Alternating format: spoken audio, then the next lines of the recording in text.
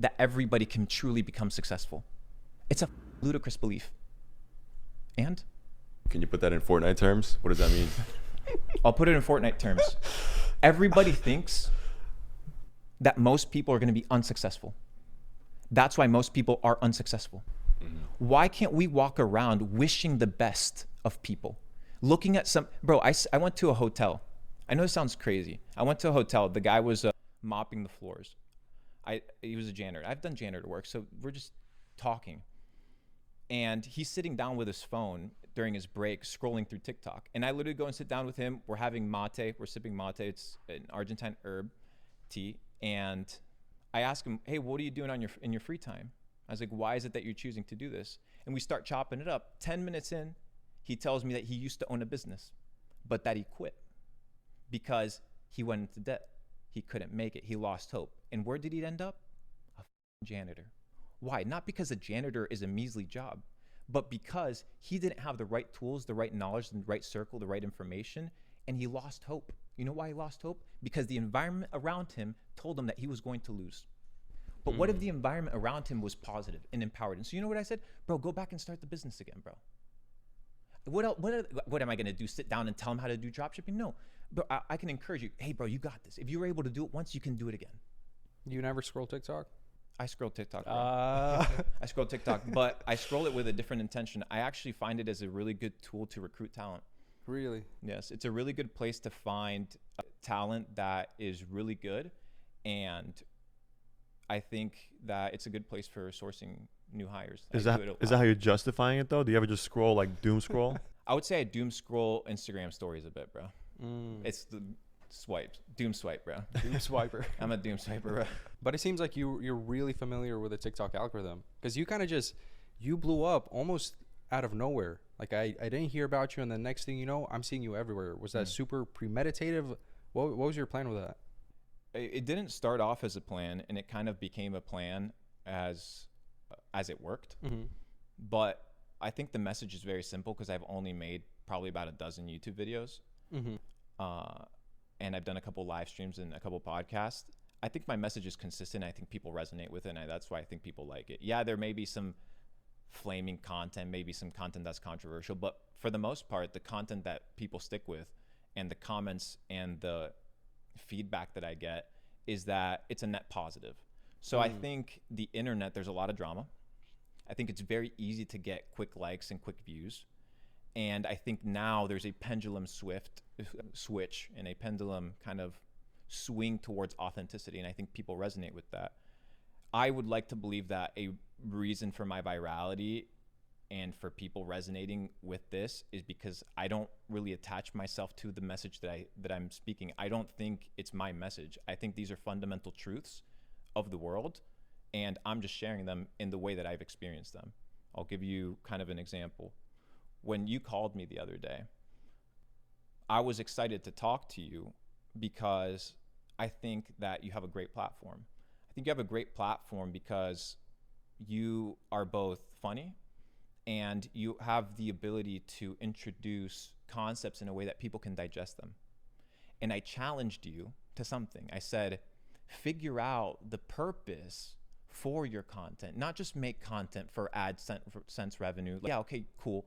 Figure out how you can build something that outlasts you, build something with purpose. And this takes a long time. This takes a lifetime to build. And my entire premise in doing this, now that I've been able to make money, because I've been able to build a personal brand in the past, I just didn't. Why? Because I didn't want money to be the motivating factor that moved me towards talking. If I need to have AdSense on and say and filter certain things in order for me to make money, then I'm no longer working for myself, I'm working for YouTube. And I wanted to get to the place where I could be financially independent. And if I was to build my personal brand, it could be somebody that I was proud of presenting. And I'm proud of the version that I am today. Therefore, I'm public. But you're still making a ton of money off the personal brand. A ton of money. So, I mean, like the AdSense being off is one thing, but you can talk about but the personal brand isn't what is making money. What is making money is that I've built a product and a company that serves people well, and people like it, and people share it, and people enjoy it. If not, people wouldn't buy it. And if you look at my process of commercialization, you look at my landing pages, I don't promise anything. I just have a club. I have a community of entrepreneurs and aspiring entrepreneurs that want to create, multiply, and preserve wealth. What is wealth? Wealth is abundance in every aspect of life. It's not just money. People resonate with that message, join me on this journey. If not, on your way, brother. We're continuing on this journey to a million glitches all around the world, with or without you. What's glitches? Glitches in the matrix, bro. There's two concepts. You see bots. You've heard this concept of NPCs. NPCs are people that operate off of default scripts. Your brother. Pointed at you. Yes, because your brother was operating off of a default script. It's okay, brother. It's not a big deal.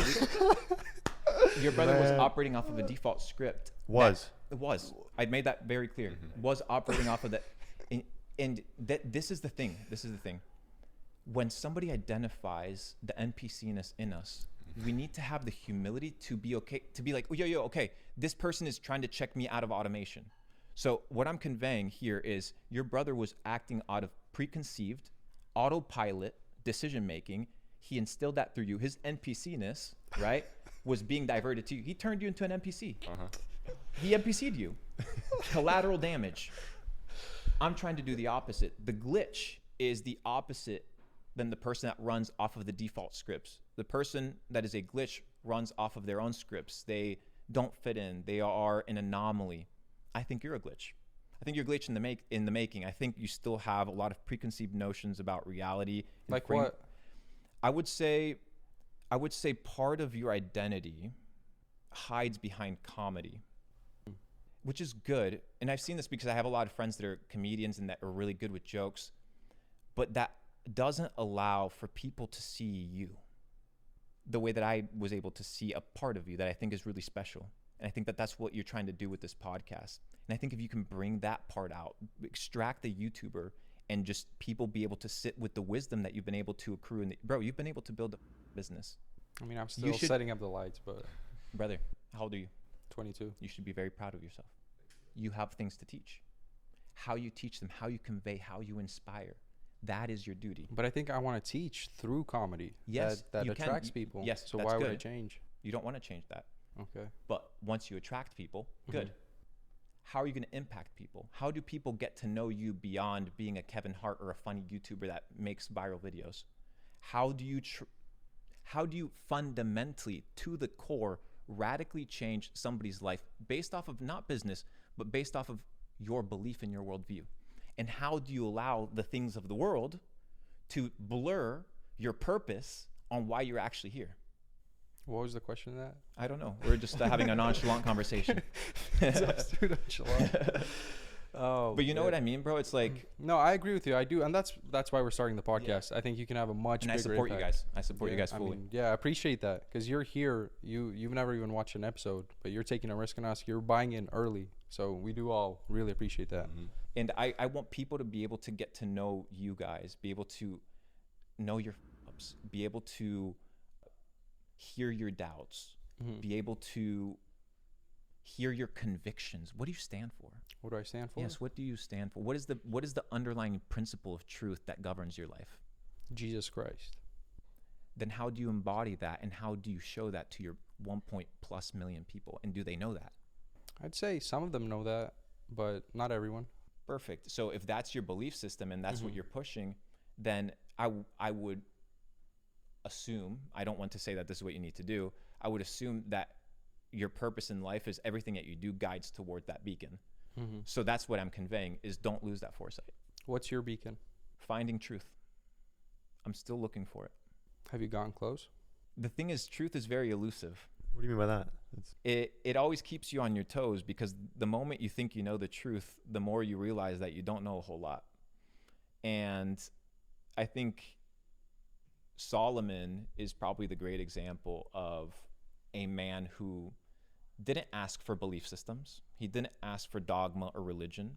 When God came to him in a dream, he asked God for one thing. He asked God for wisdom. And what is wisdom? Wisdom is knowledge put into practice. Knowledge is to know. You shall know the truth, and the truth shall set you free. But unless you act upon that truth, faith without works faith is dead. Faith is the physical manifestation of what you believe. Unless I see the fruits of your belief, how do I know that you believe what you believe besides your words? If you say, Luke, what do you believe? Just look at what I do. That's it. Do you classify yourself as a religious person, as a Christian? Because you just brought up Solomon. I mean, I think Solomon was a person that was pursuing truth. And I think he's also a person that obtained the highest echelons of power, the highest echelons of wealth, the highest echelons of womanization that the world has ever seen. You want 1,000 concubines? This man got them. But in the book of Lamentations, he says, all is vanity. So if the wisest man in the world says all is vanity, and I read that as somebody that wants to be wise, now what do I understand? That all is vanity. Why? Not because he said it, but because I begin to evaluate the things that he in the world tells you that fill you up. Paradise, kingdom, money. And then you get those things, and okay, now what? You've made $1 million. How do you feel the next day? Nothing. Okay, you made all right. Yeah, it's all right. Does it solve your intrinsic problems in life? Does it solve the relationship that you have with your parents? Does it solve the relationship that you have with yourself? Does it solve your insecurities? Maybe, potentially.